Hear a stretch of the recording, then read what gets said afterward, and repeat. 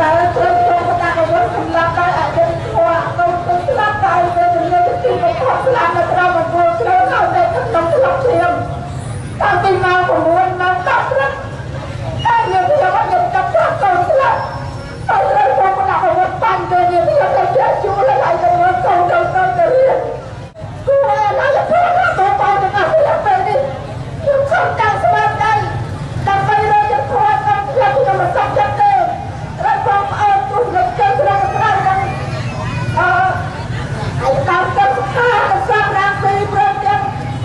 បងទៅស្រោចទាំងអស់ជួយរកធម៌ដល់ខ្ញុំផង tôi nhưng thua không tự hạt tôi nhưng bắt lấyទី3 ខែ 1 ហើយអង្គការជួយរកយុទ្ធធម៌កូនខ្ញុំផងកូនខ្ញុំបាត់រកថាបើថាស្លាប់អត់ជួយសាកសពយកទៅកូនខ្ញុំបាត់យកសាកសពទៅចោលបាត់ទៅទីបាត់មួយឆ្នាំគាត់ទៅBetul satu hari tidak tahu sebenarnya bersama dengan kita asal awal ini kita sudah berkuat Islam berkuat. Ini kita minta kita kerana sudah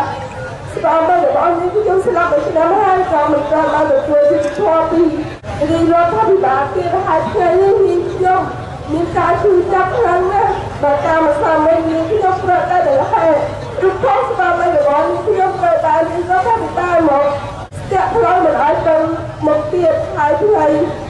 dan itu sudah pada ini lepas kita apa ini itu sudah kerana ខ្ញុំបាទឈ្មោះលាស់សៅដែលបានធ្វើក្បួននៅផ្លូវវណ្ណស្រីថ្ងៃទី3 ខែ 1 ហើយជាថ្ងៃដែលខ្ញុំទៅចូលរួមជាមួយបងប្អូនហើយការទាមទាររបស់ខ្ញុំនេះគឺមិនមែនទាមទារដើម្បីខ្លួនឯងទេគឺទាមទារដើម្បីអ្នកគុណកូនខ្ញុំឬបងប្អូនទៅមុខទៀតតែការទាមទាររបស់ខ្ញុំនេះគឺទាមទារជាធម្មតាទេប៉ុន្តែគឺធ្វើ